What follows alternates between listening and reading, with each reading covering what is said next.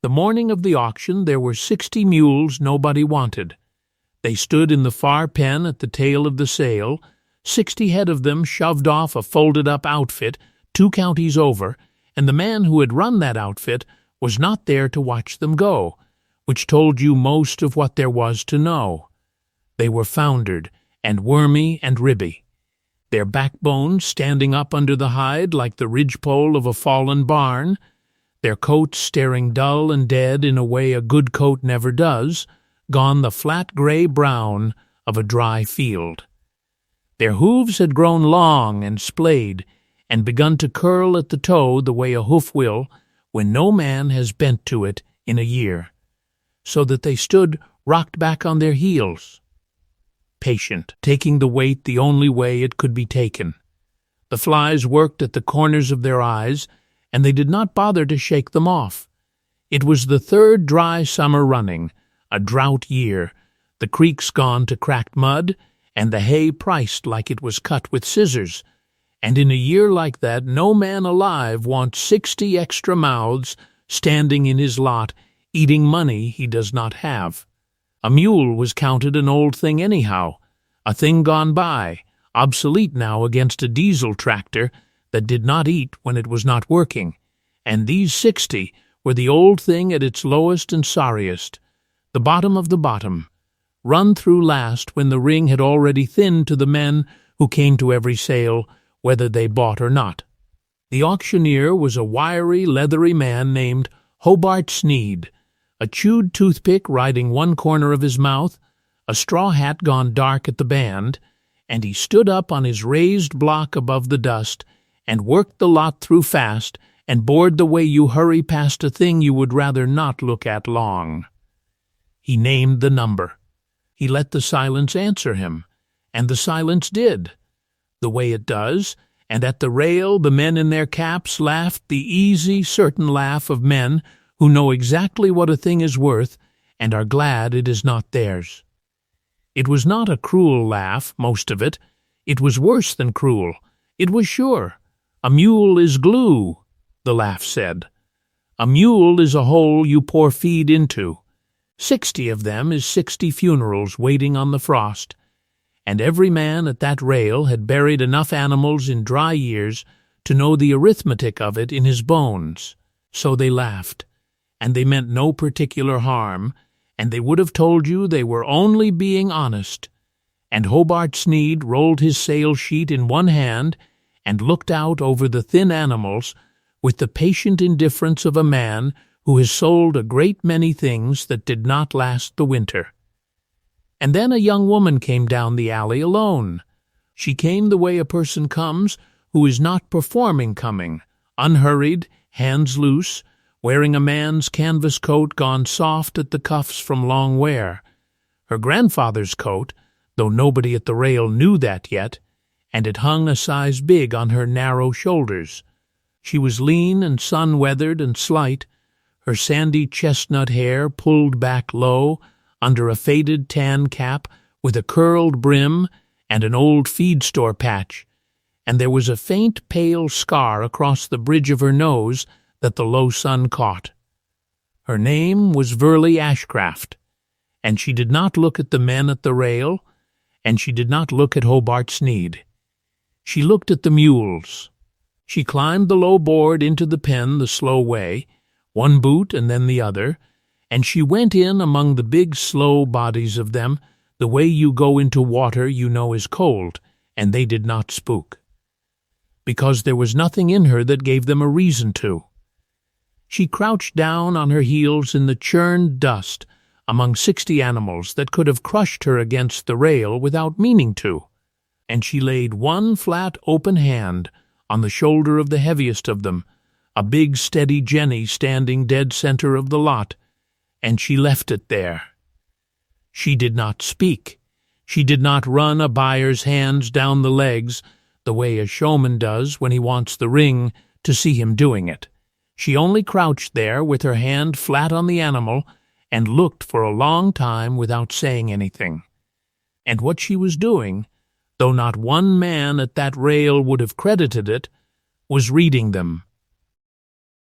She was reading them the patient way her grandfather had taught a girl too young to know she was being taught, past the staring coats and the curled feet and the ribs, down to the thing underneath, the heavy sound bodies and the flat clean bone that no drought had bent, and the deep animal stubbornness in them that had kept every one of the 60 on its feet when a softer animal would have laid, down in the mud, and quit.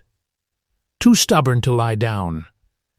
That was the phrase in the ledger, and she did not know yet that it was in the ledger, but she knew the thing itself, crouched there with her hand on the Jenny's shoulder, feeling the slow furnace heat of the big body breathing. When she stood and said what she said it low, so that Sneed had to lean toward her to catch it, and then he straightened and named it out to the ring, the whole lot, all 60 head, and the number was so small it embarrassed the silence that had been sitting there. Nobody raised a hand against her. Why would they? She paid in cash, worn soft bills she drew folded from an inside pocket of the big coat, and counted flat into Hobart Sneed's leathery palm, one at a time. No check. No note at the bank, no lien, no debt of any kind that would follow her back up the hill and sit at her table through the winter. And it was while she was counting it that the big man made his joke. His name was Lamar Prentice, and he was the loudest and the most prosperous cattleman at that rail, thick through the chest and the belly, a clean tan seed company cap, and a pressed pearl snap shirt, and expensive boots that had never once been wet with anything he could not afford, and he had thumbs hooked in his belt loops, and his arms crossed high, and he pitched it so the whole rail would carry it. 60 head of glue, he said. Then, warming to the laugh he could already feel coming, buzzard bait. Every one of them. And he told her, told the crowd, really, she was only the reason for it, that she had just paid good cash money for 60 funerals, and that she would be feeding coyotes with the lot of them by frost. And he got his laugh.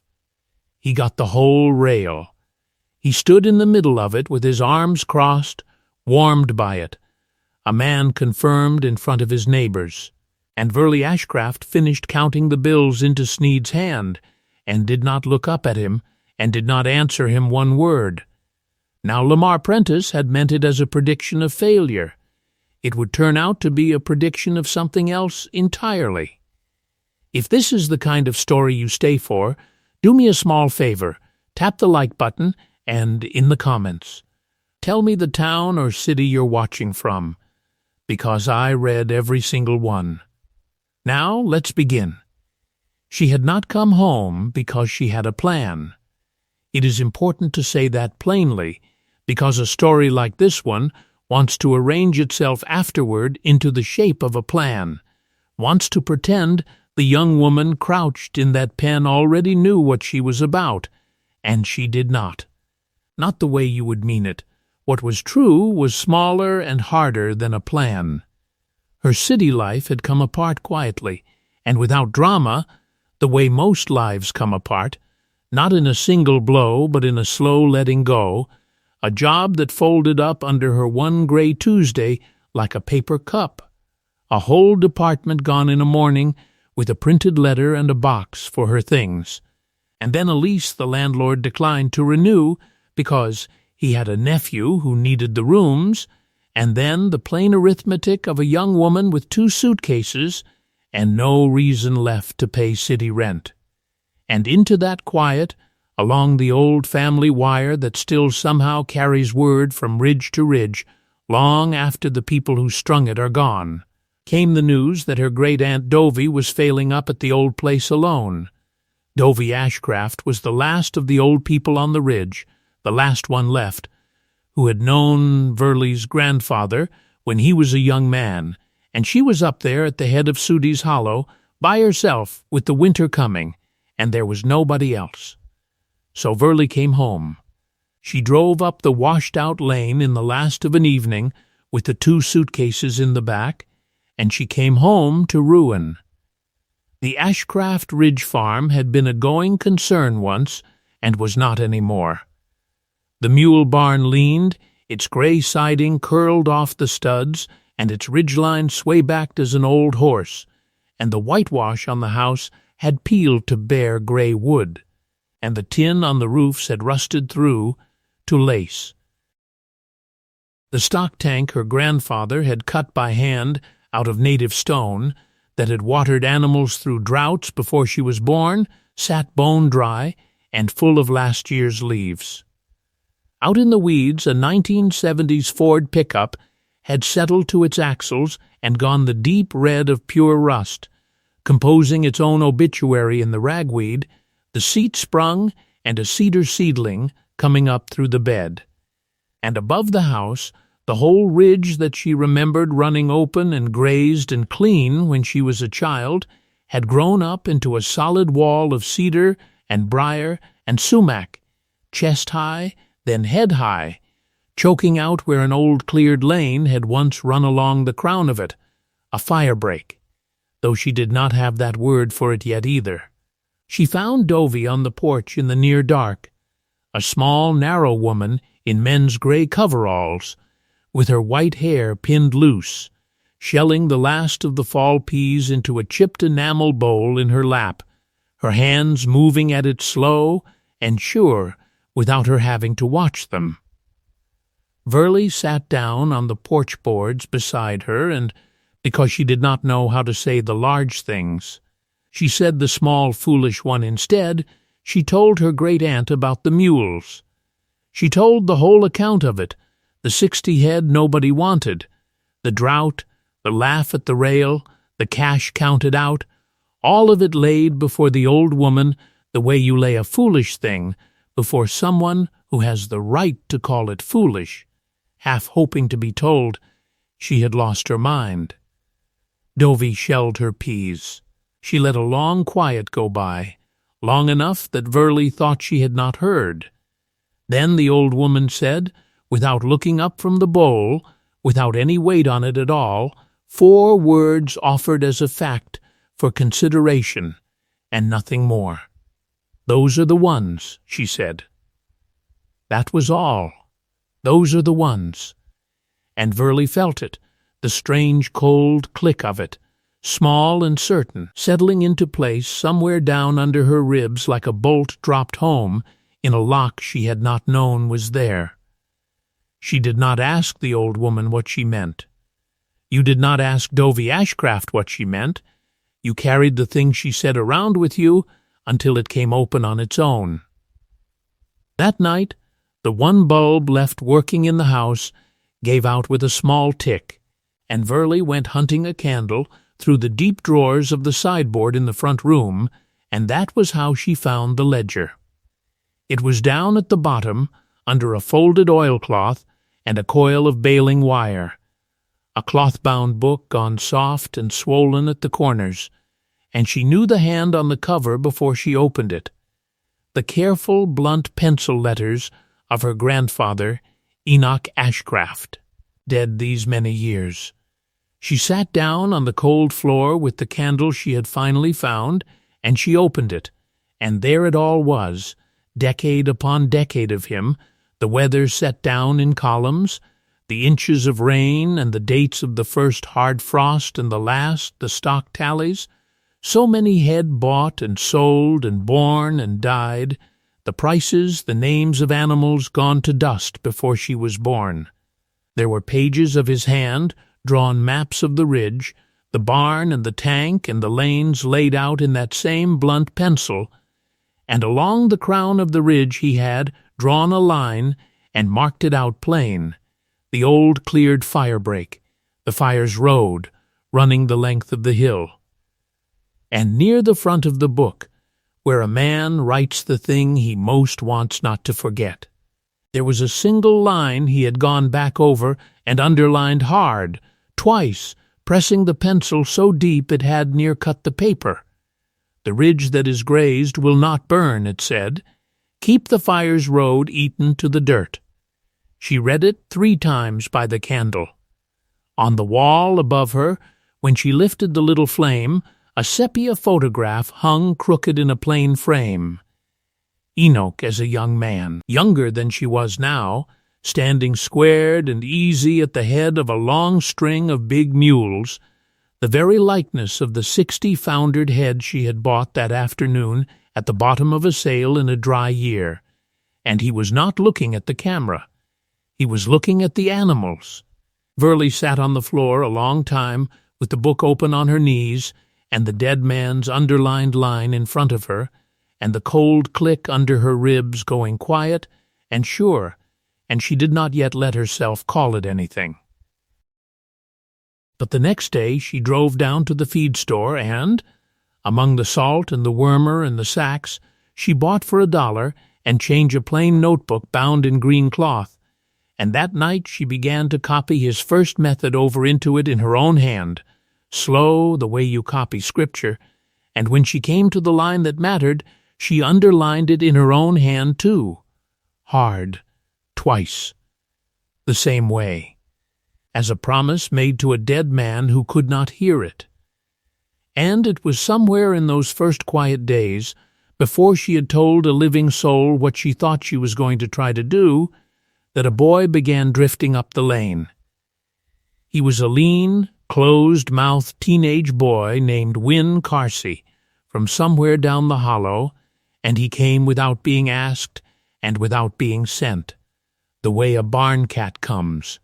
And he did not say much, and he took up a fork and started mucking the leaning barn as though he had always done it, watching her out of the side of his eye while he worked, and Verley let him stay. He did not say much for a week, and neither did she, and the two of them worked around each other in the leaning barn and out on the ridge in the kind of easy silence that most people cannot stand and a few people are grateful for their whole lives.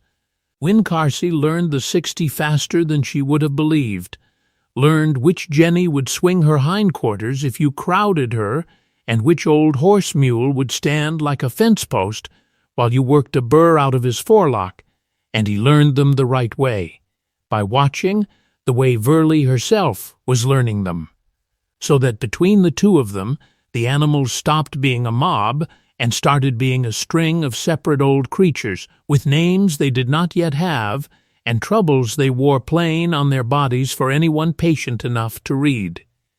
And the troubles were real, and she did not pretend otherwise. She had bought 60 head of neglect. The hooves were the worst of it, grown long and splayed and curling up at the toe like the runners of a sled, and a man in a hurry would have taken a set of nippers and cut them back to where they ought to be in one afternoon, and lamed half the herd doing it. Verley did not do that. She had read her grandfather's ledger by candle enough nights to have caught the rhythm of the man, and the rhythm of the man was slow.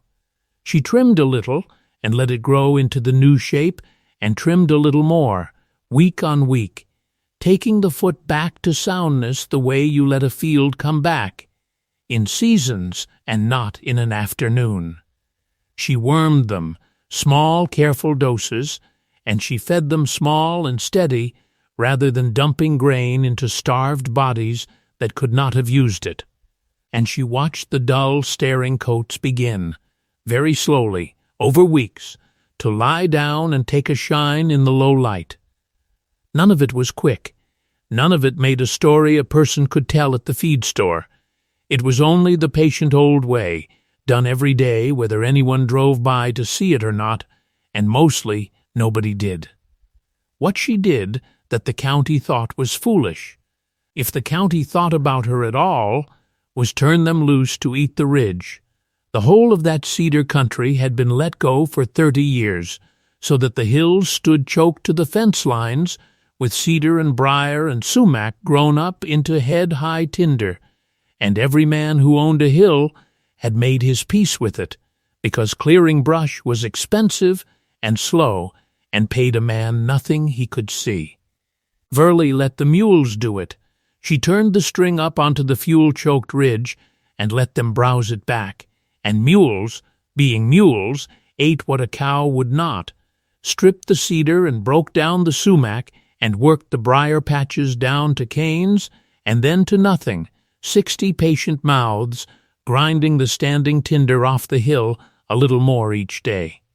She kept the green cloth notebook in her breast pocket, and marked what they cleared, the way her grandfather had marked it, and at the end of a day her boots would be white with dust, and her shirt dark with mule sweat, and there would be one more stretch of the ridge chewed down toward the bare dirt, and she would stand and look at it a long time in the gold before she went down to the house.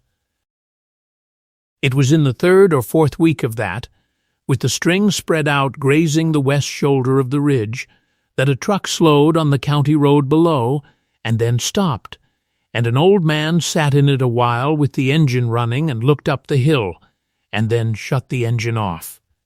He came up the lane on foot, which she noticed, because men who mean to talk down to you drive up. He was thin and stooped and old, 70s at least, in a battered brown felt hat and a canvas chore coat gone soft with age, a pencil behind one ear, and a farrier's careful hands hanging loose at his sides, and he did not say a word to her at first. He went straight to the nearest mule, the way a man goes to a thing he has known his whole life, and he ran a flat hand down the animal's leg and picked up the foot and looked at how she had been taking it back, and he set it down, and he stood a moment with his hand on the mule's neck, and he looked at the string spread out across the cleared ground, and he looked at the leaning gray barn behind her. "Your grandfather knew his ground," he said. That was all. He said it to the mule, and not to her. His name was Elias Crook, and he had shod and harnessed and driven mules in that county for 50 years back, when it still meant something, and he had known Enoch Ashcraft, and he had recognized the old man's hand in the stock the way one craftsman knows another's joinery in a chair he never saw built. He came back the next day, and the day after that, and he did not offer to help so much as he simply began, taking up a hoof-knife and showing her the angle to leave the foot at. Showing her a collar did not fit where a person would think it fit, teaching her without 1 ounce of pity to shoe them and to fit the hames and to drive. G for right and haw for left, and the low steady come up that started a heavy animal into the collar without a jerk, and he made her say it flat and calm and mean it, because a mule, he told her, will forgive you almost anything except a lie, and a nervous voice is a lie. "This is not bad stock," he said once, running his hand down a jenny nobody at the sale would have given $1 for, and from Elias Crook that was very near a speech. And as the mules ground the ridge down, week on week, they began to give the hill back to her. She was up there one evening behind the string, marking her notebook, when Wynne stopped ahead of her and stood still, and she came up beside him and saw what he was looking at. The mules had worked a briar bank down to nothing along the spine of the ridge, and out of the raw cleared ground, running level and true along the contour of the hill, was a low wall of hand-laid stone. Not a fence.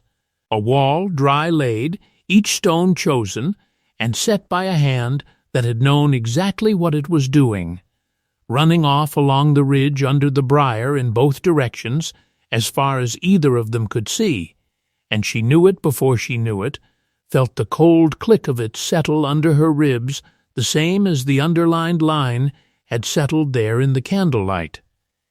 It was the fire break. It was the fire's road her grandfather had built and the years had buried, and the mules had eaten it back into the daylight, the bare stone coming up clean and gray in the low sun, as though it had been waiting the whole 30 years for somebody patient enough to feed the hill down to it. She had told herself she would not name them. That was the rule, the old hard rule, because you do not name a thing you may have to sell or lose. And she had bought 60 head to make a going concern of a dead farm, and not to make 60 pets, and she held that line all through the summer. Nearly. She held it right up until the steadiest of them, the heavy jenny she had laid her flat hand on first in the sail pen, the one with the slowest feet and the biggest appetite and the calmest eye in the string, the one who would put her broad head down and eat cedar all day long and lead the others in to water without a fuss. She held it right up until she found she had written a name for that one in the green notebook, in her own hand, the way her grandfather would have. Old Job, for the patience of him, for the long-suffering born without complaint.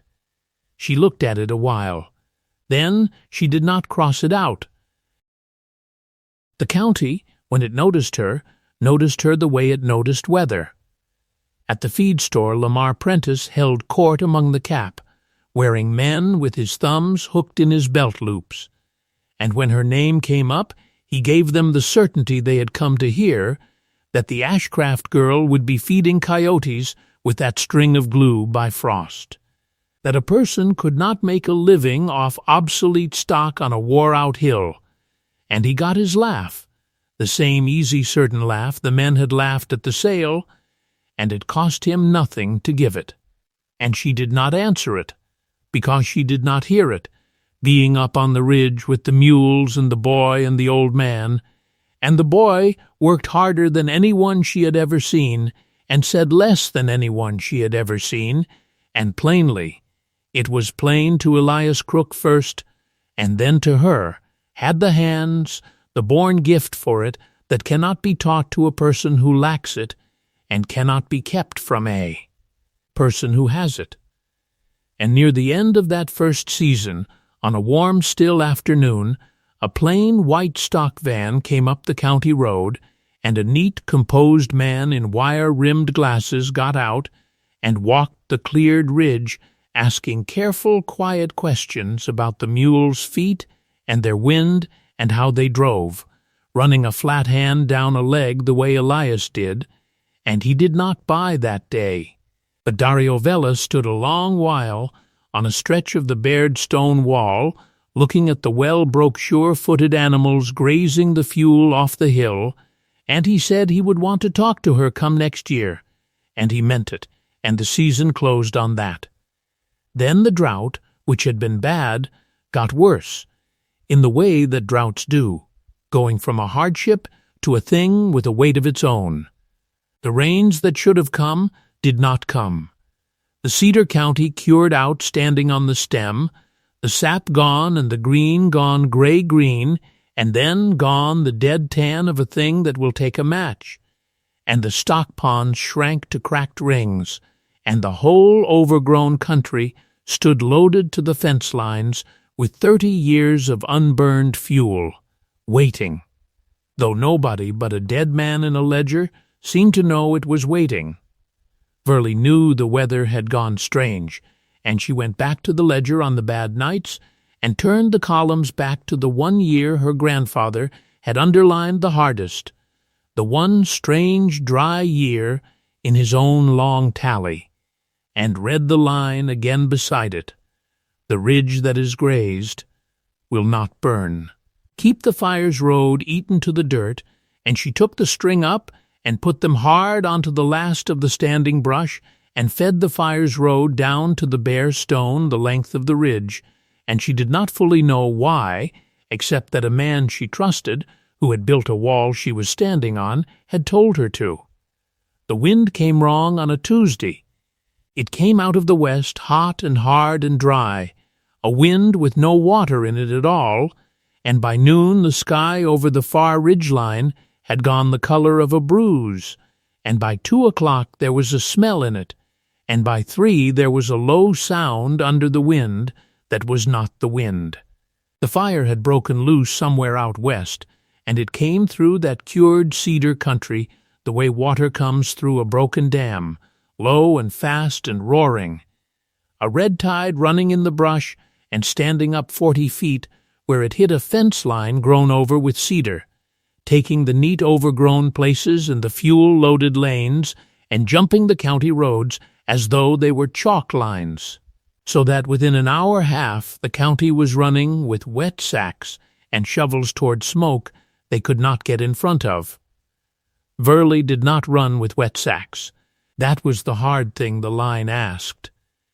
And it was very hard, because everything in a person says to fight a fire coming at your house.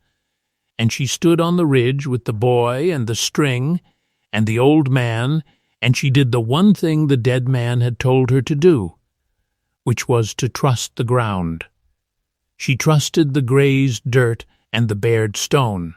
She put the mules down into the green draw below the barn where the water still stood, and old Job led them in calm as Sunday, and she stood up on the spine of the ridge by the hand-laid wall with her grandfather's ledger closed in her two hands, and she watched the fire come up the county toward her, and she did not go down. It came up the shoulder of her ridge fast and 40 feet tall and roaring, and where it hit her ground it faltered, because there was nothing there to eat.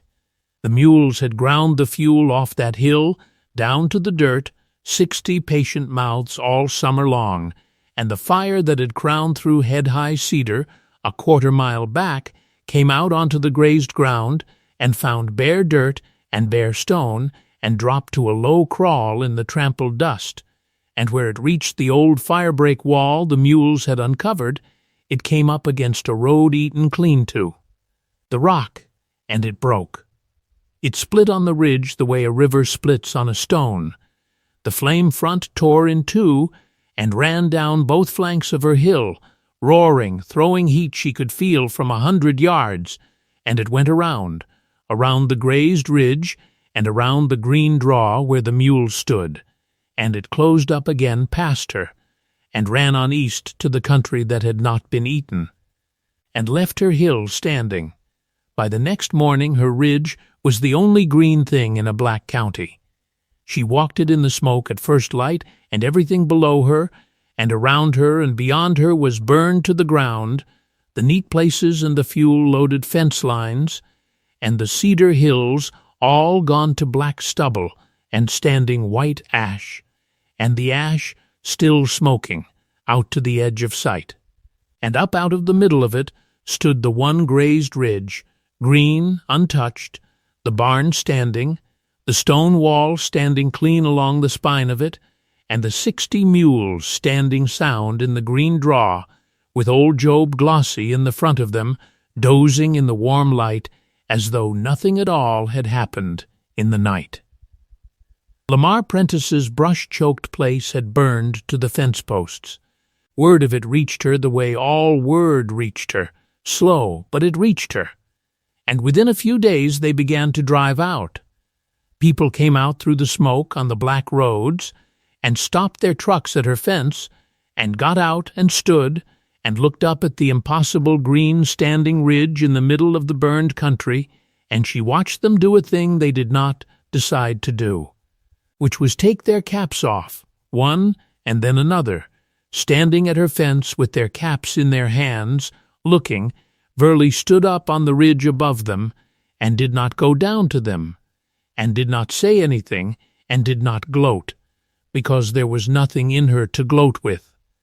She felt only the calm, strange grief-tinged awe of a person who has watched a thing proved true, entirely true, exactly as a dead man wrote it, and has understood in the same breath that it was proved true at the price of the whole county around her burning to the ground to prove it, and that is not a thing a person celebrates. She put her hand on the warm stone of her grandfather's wall, and she looked out over the black, and she did not say anything at all. Lamar Prentice came up the lane on a smoke-hazed morning 3 days after, and he did not drive his truck up it the way he had driven up every lane in that county for 40 years. He left the truck at the mouth of the lane, down where the gravel met the road, and he walked the rest of the way on foot through the black margins with his clean tan seed company cap off his head and turning slow in both his thick hands, turning and turning like a man worrying a thing he could not set down. Burley was at the wall when he came, and she watched him climb the last of the rise, watched the broad, prosperous body of him come up small and slow against the burned country behind him. And she waited. He stopped a few feet off. He looked at the mules grazing green in the spared draw, and he looked at the bare gray stone of the wall her grandfather had laid and her mules had uncovered, and his heavy jaw worked once, and he said, "I was wrong." That was all of it. He did not build it up into a speech, and he did not lay out the size of his own ruin for her to measure, and he did not ask her for anything, and Verley understood that the not asking was the whole of what it had cost him to walk up that lane on foot with his cap in his hands. She said none of the things she had every right in the world to say. She did not say 60 head of glue, and she did not say buzzard bait, and she did not say feeding coyotes by frost. She went instead to the barn and brought out her grandfather's cloth-bound ledger, and she opened it to the front where the one line was underlined hard in pencil, and she turned it around and held it out flat, so that Lamar Prentice could read it, and she let the dead man answer for her. Lamar read it. His small, pale eyes went down the line once and then again. He put his cap back on his head slow, and he nodded, one time, the way a man nods when a debt is named that he means to carry, and he went back down the lane the way he had come. Dario Vella came within the week in his plain, white stock van, easing it up the burned lane careful, and he got out and stood a moment with his wire-rimmed glasses catching the low gray light, taking in the green island of the ridge in the Black County the way a man takes in a thing he has heard about and did not quite believe. Then he went to work the way he always worked, asking his careful craftsman's questions, and Verley answered them plain. He ran a flat hand down the foreleg of the heavy Jenny and lifted her feet one by one and looked at how the hoof had been brought back true a little at a time, and he stood at her head and listened to her wind, and he walked among the 60 of them slow, and none of them shied from him, because Elias Crook had taught her to break them, so that they would not. He did not haggle. He named a price that was 4 times the going price of a mule in that country in that year, and he said it plain. And then he said the other thing, which was that he wanted to be first in line the next year, and the year after that, and the year after that.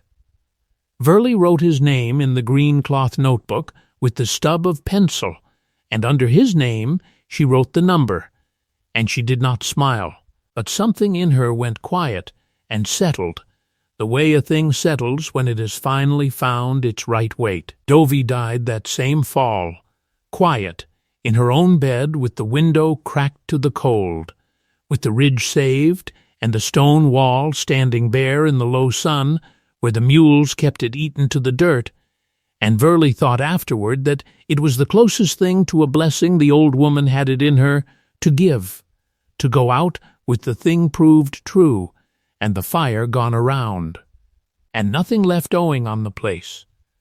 She left a note. It was short, and it was written in a thin, spidery hand that had shelled 100,000 peas and mended 100 yards of harness, and it did not name anybody by name, and it did not have to. It said that the future of the place should go to the one who had the hands, and every soul who read it knew, without a word passing between them, that she meant the quiet boy who had drifted up the lane unasked and worked harder and said less than anyone, who was even then out in the cold mending the fence line at the top of the draw with his gray cap pulled low and his hands already dirty. Everyone knew she meant Win Carsey. Months on, in a clean, cold winter over a ridge that had held when the whole county burned, Verley sat late in the lantern-lit kitchen with the ledger open before her, and she wrote the head count tally under her grandfather's own hand, in the same columns he had ruled decades before her. 60 head, 60 come through the fire and wintering sound, and better in the flesh now than the day she had counted worn cash flat into Hobart Sneed's palm, foundered and wormy and staring in the last dusty gold of the sail yard. She turned back through the weather columns to the one strange dry year and the line underlined hard, and she read it once more the way you read a thing you already know by heart. And she found it proved. Not proved the way a man wins an argument at the feed-store rail, and not proved the way a woman is finally vindicated in front of the men who laughed. It was quieter than that, and it was older than that, older than the two of them, and older than the wall. The ridge that is grazed will not burn. Keep the fire's road eaten to the dirt. Old Job dozed heavy and glossy in the warm barn light through the wall, the steadiest of the 60, the one she had almost not named, and had named anyway, and had not crossed out. She called the boy in from the cold. Win came and stood in the doorway with his cap in his hand and the winter on his shoulders, watching her the closed, watchful way he watched everything. Verley took her own green-cloth notebook, the one she had bought the first week, and copied her grandfather's first method into and underlined the line that mattered in her own hand, and she took the goose feather she had pressed flat between its back pages, and she put them both into the boy's dirty, careful hands, and she closed his fingers over them. The way a thing is passed that is not meant to be given back. She did not make a speech of it either. There was no need. Old Job shifted in his stall and blew out one long, warm breath into the lantern light, and outside the black country lay healing under the snow, and the wall stood bare and gray along the fire's old road, eaten down to the dirt, exactly as a dead man had written it should be. If this story stayed with you, share it with someone who was ever told that the thing they loved wasn't worth much, and in the comments, tell me the one small, stubborn thing you kept on with anyway when everybody laughed, and the town you're watching from, because I read every single one.